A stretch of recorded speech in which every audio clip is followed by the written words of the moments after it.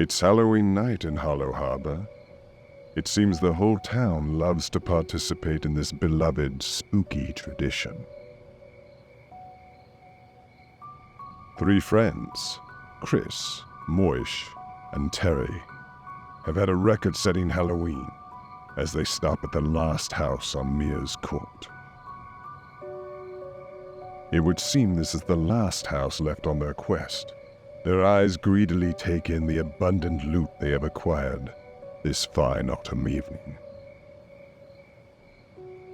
However, Chris is not quite ready to call it a night, given there is one house they have not tried yet. Of course, it should be noted about that particular house. Nobody in Hollow Harbor ever seems to go trick-or-treating at the Allardyce estate. The Allardyce family were once wealthy scions of Hollow Harbor in the old days. Their once lovely estate looks a bit different now. Chris, a rather charismatic young girl, makes a stirring speech to inspire her friends. Alas, it falls on resistant ears.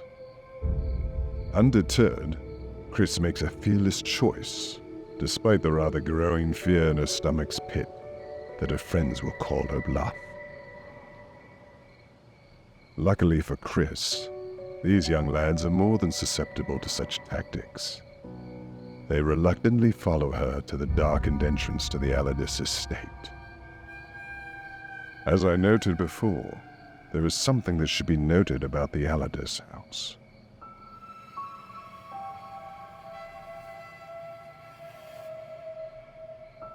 It does not appear any vehicle or person has come down this driveway for quite some time. Odd. The Allardyce house seems somehow bigger and more dilapidated up close than it was from afar. Oh yes, it's much scarier as well. The last ounce of Chris's fearlessness seems to have evaporated as the 3 friends walk up the stairs. Now, a final decision looms. Perhaps an unconventional resolution, but the Knights of the Hollow, as these 3 have fashioned themselves in their games and adventures, always stick together. Their collective knocks hit nothing but air as the door mysteriously swings open to reveal Mr. and Mrs. Allardyce. Expecting monsters, or ghosts, or perhaps even ghost monsters, the intrepid Knights of the Hollow find a rather surprising warm greeting instead. Although a little unconventional in their appearance, and quite unknown in their ingredients, the muffins do smell quite heavenly. Still a little leery, the Knights of the Hollow are unable to resist grabbing some muffins as they leave the kindly Allardyces.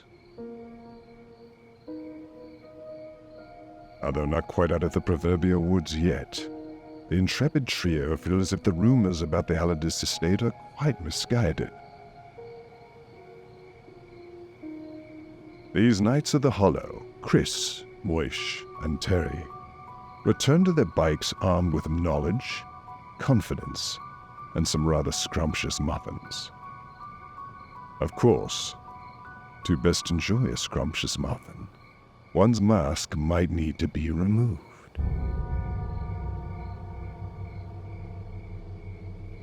As ever, all is not as it seems in Hollow Harbor. With that, we at the Horror Now bid you a very happy Halloween, dear Shadow Seekers.